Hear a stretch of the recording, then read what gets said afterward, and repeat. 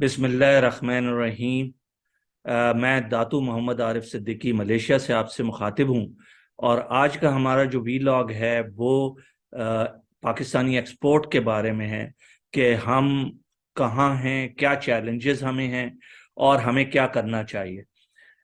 ये आपने बहुत दफ़ा सुना है कि पाकिस्तान की जो एक्सपोर्ट है वो स्टेगनेंट है फॉर लॉन्ग टाइम। और हमारी जो ओवरऑल एक्सपोर्ट और इंपोर्ट के दरमियान जो गैप है, जिसे जो हम करंट अकाउंट डेफिसिट जिसको कहते हैं, वो तकरीबन 15 बिलियन का है। अभी गवर्नमेंट बहरहाल ये कोशिश कर रही है कि इंपोर्ट्स जो हैं वो कम की जाएं, और इस वक्त एलसी के ऊपर बड़ी पाबंदी लगाई हुई है। उससे तकरीबन ये कोई 400 से 500 मिलियन बचा रहे हैं हर महीने में। लेकिन उससे भी कोई बहुत बड़ा फायदा नहीं होने वाला। ये मैं पहले भी कह चुका हूं कि 500 के साथ ज्यादा से ज्यादा अगले चंद माह के अंदर वो 2 से 3 बिलियन के करीब मैक्सिमम सेव कर सकेंगे। लेकिन जो मेजर आपका गैप है वो उसी जगह खड़ा रहेगा, और तकरीबन हमारा जो 4 बिलियन का गैप है आपके एक्सपेंस और जो आपके रेवेन्यूज हैं वो अलग से आपके पास है। तो दो चीजें, एक तो करंट अकाउंट डेफिसिट है, दूसरा हमारे पास 4 बिलियन का ये गैप है जो बजट का गैप है, और फिर हमारे पास वो लोन्स हैं जिनकी हमने रीपेमेंट करनी। तो जो रीपेमेंट हमारे पास अगर कोई 3 से 4 बिलियन की है या 5 बिलियन की है, तो वो भी ऐड हो जाती है टोटली। तो टोटल जो बनता है वो तकरीबन को 20 बिलियन की हमें इस वक्त पेमेंट्स करनी है। अब हम आ जाते हैं कि जी एक्सपोर्ट क्या हो सकता है, क्योंकि everybody is looking towards the export, कि अगर एक्सपोर्ट बढ़ेगी तभी कुछ हो सकता है, वरना तो और कोई तरीका नहीं है। क्या हम पैसे इसी तरह मांगते रहेंगे, और अगर हम मांग लेंगे भी और हमें कुछ पैसे मिल भी जाएंगे तो वो अगले सालों में हमें रिटर्न तो करने हैं ना। कोई ये तो नहीं है कि वो पैसे कभी रिटर्न होंगे, तो वो एक बहुत बड़ा बोझ होगा। तो बेहतर ये नहीं है कि क्या हम अपनी एक्सपोर्ट्स को बढ़ाएं। मेरा अपना ख्याल है कि पिछले 1-2 साल में एक्सपोर्ट तकरीबन कोई 19 से 20% बढ़ी है। अगर आप 2019 के नंबर्स ले लीजिए और आज हम आप 2022 के नंबर्स के साथ उसको कंपेयर करें, तो तकरीबन ये 19 से 20% के करीब बढ़ा है। और उसकी एक वजह जो मैं समझता हूँ वो ये है कि कोविड के दौरान जो ये टेक्सटाइल इंडस्ट्री थी, इसको एक बेनिफिट दिया गया और इसको कुछ सब्सिडीज दी गई इलेक्ट्रिसिटी और दूसरी चीज़ों की, जिसकी वजह से फैसलाबाद में यहाँ तक हुआ कि लोगों के पास जॉब थी लेकिन लोग नहीं थे। इतने ऑर्डर्स उन्हें मिले, और वो ऑर्डर्स क्यों मिले? वो इसलिए ऑर्डर्स मिले कि बाकी दुनिया चूंकि कोविड की वजह से वहाँ काम नहीं हो रहा था, तो वो सारे जो ऑर्डर्स थे वो टर्न हो गए पाकिस्तान की तरफ, और उससे एक एक्सपोर्ट के अंदर थोड़ा सा आपको बेनिफिट मिला। अब हम आ जाते हैं कि पाकिस्तान में एक्सपोर्ट का साइज क्या है और हमारी किन चीज़ों की हम एक्सपोर्ट करते हैं। तो आपको ये सुनकर बड़ी हैरानगी होगी, तकरीबन 73 to 74% आपकी टोटल एक्सपोर्ट जो है वो सिर्फ टेक्सटाइल से रिलेटेड है। टेक्सटाइल की जो 4 बड़ी कैटेगरीज हैं उसके अंदर, जिसमें क्लॉथिंग है, जिसमें एसेसरीज हैं, क्लॉथिंग और विविंग एसेसरीज, प्लस हमारे पास उसके अंदर बेडवेयर्स एंड टॉवल्स वगैरह हैं, और चौथी कैटेगरी हमारी जो है वो कॉटन की है। इन चारों कैटेगरीज के अंदर हम 75% और 74% हमारी टोटल एक्सपोर्ट का हिस्सा है। तो हमने बहुत ज्यादा अभी तक डाइवर्सिफाई नहीं किया। हमारा एक ही एरिया जिसके अंदर हमारा पिछले तकरीबन 15-20 साल से फोकस है, और उसके अंदर हम काम कर रहे हैं। अब हम देख लेते हैं कि जी इसके अलावा हम क्या क्या एक्सपोर्ट कर रहे हैं। तो तकरीबन 30 बिलियन की जो एक्सपोर्ट इस साल की है, उसके अंदर तकरीबन 20 बिलियन की वो है जो कि टेक्सटाइल से। तो बाकी 10 बिलियन या 11 बिलियन क्या है, ये हम जरा सा देखते हैं। तो नंबर 2 के ऊपर जो आपकी है वो है राइस एंड कॉर्न। 2.3 बिलियन की एक्सपोर्ट है, चीजों के अंदर है। तो जो दूसरा हमारा है एरिया जिसके अंदर हम ज्यादा एक्सपोर्ट करते हैं वो राइस एंड कॉर्न है। तीसरी चीज जो है वो बड़ी हैरत की बात आपको मैं बताने जा रहा हूँ कि 2018-19 में IT sector was nowhere, actually it was not in a top 10 even, और आज वो जो है आईटी सेक्टर टॉप 10 के अंदर है। तो थर्ड जो है वो आईटी सेक्टर है। लास्ट 2-3 साल के अंदर जब से इसको इंडस्ट्री का वो दिया गया है, उस वक्त से ये बहुत अच्छा परफॉर्म कर रही है, और तकरीबन अब जो एस्टिमेटेड इस साल का है कि वो 2.8 बिलियन की एक्सपोर्ट हम आईटी सेक्टर के अंदर कर सकेंगे। तो इनफैक्ट ये अब शायद अगले साल में जाकर सेकंड नंबर पे आ जाए, राइस और कॉर्न को भी क्रॉस करके, और या इसी साल। तो आप ये समझें कि एक हमारे पास बहुत अच्छी डाइवर्सिफिकेशन आ गई है कि हम आईटी के अंदर बहुत कुछ कर सकते हैं। और आखिर में मैं थोड़ा सा इसके बारे में ज़्यादा बताऊंगा, क्योंकि मेरा अपना भी बैंकिंग के अलावा जो प्रोफेशन है वो आईटी से रिलेटेड है। तीसरी चीज जो है वो बड़ी हैरान कुन अगेन है, और वो है कॉपर। हम 3 साल पहले तक कॉपर जो एक्सपोर्ट कर रहे थे वो तकरीबन 300 मिलियन के करीब थी, और इस साल जो हम एक्सपोर्ट करेंगे वो 900 मिलियन के करीब है, और हो सकता है कि वो 1 बिलियन के करीब करीब भी पहुंच जाए। तो कॉपर हमने एक ऐसी चीज है जो अब हमारी एक्सपोर्ट के अंदर बहुत अच्छा परफॉर्म कर रही है। फिर उसके बाद जो 5वें नंबर पे आता है वो है leather. Leather for a long time we are doing it, अभी थोड़ा सा बेहतर परफॉर्म किया आफ्टर लॉन्ग टाइम, और वो है 700 मिलियन इस वक्त हमारी एक्सपोर्ट है। लेकिन लेदर के अंदर पहले हम बहुत अच्छा परफॉर्म करते रहे हैं, और उसके बाद एक गैप आया जिसमें लेदर की जो इंटरनेशनल कंपटीशन था हम उसके अंदर पूरी तरह से नहीं कर सके काम। लेकिन अब जो इस वक्त लेदर है वो बहुत अच्छा परफॉर्म कर रहा है। इसके बाद हमारे पास फ्रेश फ्रूट्स हैं और ड्राई फ्रूट्स हैं, ये तकरीबन 500 मिलियन जो है हम ये एक्सपोर्ट करते हैं। और फिर उसके बाद 7 नंबर पे हमारे पास सॉल्ट है, स्टोन्स हैं, सल्फेट है, तो ये भी तकरीबन कोई 480 मिलियन के करीब है। उसके बाद 8वें नंबर पे आप देखें तो सर्जिकल इंस्ट्रूमेंट्स हैं हमारे पास, जो तकरीबन 450 मिलियंस के हैं। ये भी एक टाइम के ऊपर बहुत ज़्यादा परफॉर्म कर रहे थे, और अब जो है हम जिस जगह पर पहुंचे हैं वो थोड़ा सा बेहतर हुआ है, लेकिन उसमें बड़ी गुंजाइश है। और 9वें नंबर के ऊपर फिश है, और फिश भी जो है तकरीबन 400 मिलियन हम कर रहे हैं। अच्छा, जो सबसे बड़ी इंपॉर्टेंट चीज है कि हमने 30 बिलियन कर लिया है, तो ये तो एक अच्छी इम्प्रूवमेंट है कि थोड़ा सा हम ऊपर की तरफ आए हैं आफ्टर लॉन्ग टाइम। बीच में सिर्फ एक दफा मैं आपको चार्ट दिखा देता हूँ यहाँ पर कि हम हमेशा जो एक्सपोर्ट है उसमें कहाँ रहे हैं, सवाए हम 1 या 2 दफा थोड़ा सा बेहतर रिजल्ट देने के, ज्यादातर हमारी एक्सपोर्ट जो है वो उस लेवल पर नहीं आ सकी है, और हमारी इंपोर्ट हमेशा से जो है वो काफ़ी ज़्यादा होती रही है। तो हमारा ये गैप हमेशा से बरकरार रहा है। अच्छा, एक चीज़ जो मैंने, अब आ जाते हैं कंक्लूजन के ऊपर, कि हमने डाइवर्सिफाई नहीं किया अपना एक्सपोर्ट रीजन्स के अंदर। तो अगर आप ये देखें कि हमारी एक्सपोर्ट जो मेनली हो रही हैं वो हमारे यूरोप है, यूके है, यूएस है, कनाडा है, इसमें हमारी तकरीबन 60-70% तो जो एक्सपोर्ट है वो इन इलाकों में होती है। हमने अभी तक फोकस नहीं किया है अफ्रीका को, सिर्फ 5% हमारी इस वक्त या इससे भी कुछ कम एक्सपोर्ट हो रही है अफ्रीका को। मिडिल ईस्ट में और गुंजाइश है, मेरा ख्याल है कि और ज़्यादा हो सकती है अगर हम थोड़ा सा वैल्यू एडिड की तरफ चले जाएं। तो पहली चीज़ तो ये कि हमने थोड़ा सा अब ये जहन में रखना है कि जी, क्या हम हमेशा ये फोकस करेंगे कि हमने यूरोप जिस रीजन को हम ज़्यादा फोकस करते हैं वहीं करना है, या हमने फिर और मार्केट को भी डिस्कवर करना है। तो ये बहुत इंपॉर्टेंट है।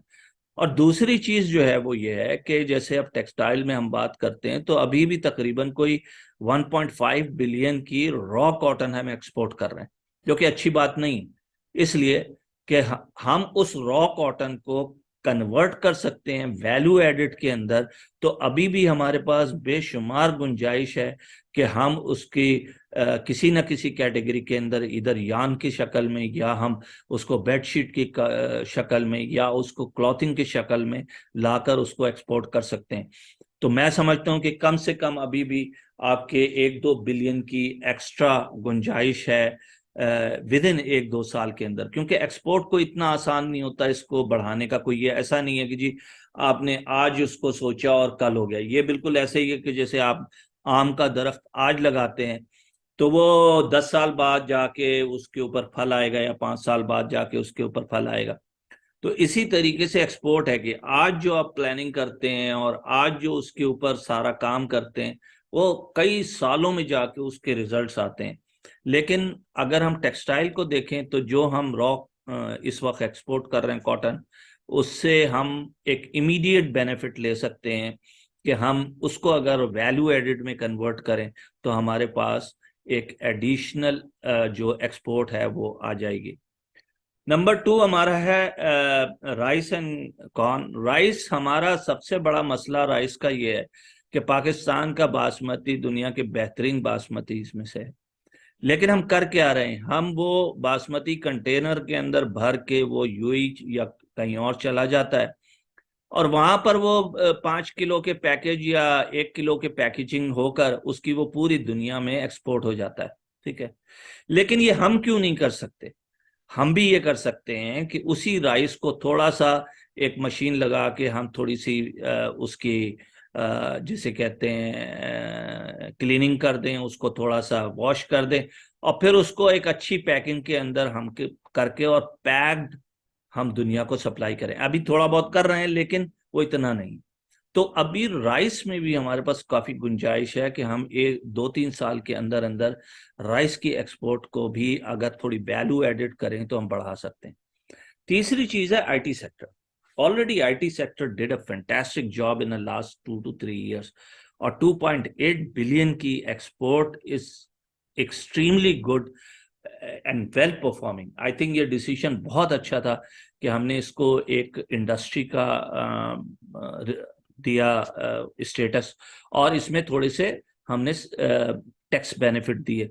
हमारे पास फ्रीलांसर, दुनिया का चौथा मुल्क पाकिस्तान है जिसमें फ्रीलांसिंग पाकिस्तानी लोग कर रहे हैं। आज भी पाकिस्तान में तकरीबन शायद मिलियन लोग या इससे थोड़े कम पाकिस्तान में लोग हैं जो कि फ्रीलांसिंग कर रहे हैं। ये वो बच्चे हैं जो कि यूनिवर्सिटी पढ़ने के बाद कहीं जॉब नहीं करते बल्कि वो फ्रीलांसिंग करते हैं, और वो छोटा छोटा अमाउंट $100, $200, $50 का काम करते हैं, लेकिन महीने के अंदर उनकी जो इनकम है वो अच्छी खासी बन जाती है। और इसके ऊपर वो ट्रेनिंग भी ले रहे हैं, इसके ऊपर वो फर्दर आपको ग्रूमिंग करते हैं। अगर हम एक बड़ा एक मिशन के तौर पर आईटी ट्रेनिंग को लेकर चलें तो ये 2.8 बिलियन मैं समझता हूं अगले 3 साल के अंदर बड़े आराम से 5 से 6 बिलियन हो सकती है। तो ये एक आपके पास एरिया है जिसके अंदर आप बहुत क्विक अपनी एक्सपोर्ट को बढ़ा सकते हैं। बाकी कॉपर है, उसके अंदर मुझे नहीं मालूम कि फर्दर हमारे पास कोई ऐसा बेनिफिट है कि हम इसको, चूंकि पिछले 2 साल में ही पिछले ही साल जो है वो 700 मिलियन हुआ था और इस दफा 900 मिलियन हो रहा है, तो इसका मतलब है कि एक बड़ी अच्छी इंक्रीज आई है, और लग ये रहा है कि अगले साल भी इसमें फर्दर कुछ थोड़ा सा इंक्रीज होगा, क्योंकि कॉपर की डिमांड दुनिया में है, और पाकिस्तान अगर उसमें काम कर सकता है तो ये भी एक अच्छी बात है। बाकी चीजें जो हैं वो बड़ी ट्रेडिशनल पाकिस्तान की हैं, जिसमें आपके लेदर है, उसके अंदर फिश है, उसमें मेरा नहीं ख्याल कि हम बहुत कुछ एक ज्यादा कर सकते हैं। तो ये 3 एरिया हमने बताए हैं जिसके अंदर हम फोकस कर सकते हैं। तो होना तो ये चाहिए कि हम एक कोई ट्रेड का टीम बनाएं, और हर टीम अलग अलग उसके ऊपर फोकस करे। मसलन एक टीम हम बनाए गवर्नमेंट के अंदर जो 4 से 5 लोगों की हो गवर्नमेंट में, और वो फैसिलिटेट करे टेक्सटाइल इंडस्ट्री को सिर्फ, एक हो जो आईटी इंडस्ट्री को सिर्फ फैसिलिटेट करे, और एक हो जो राइस के ऊपर काम करे।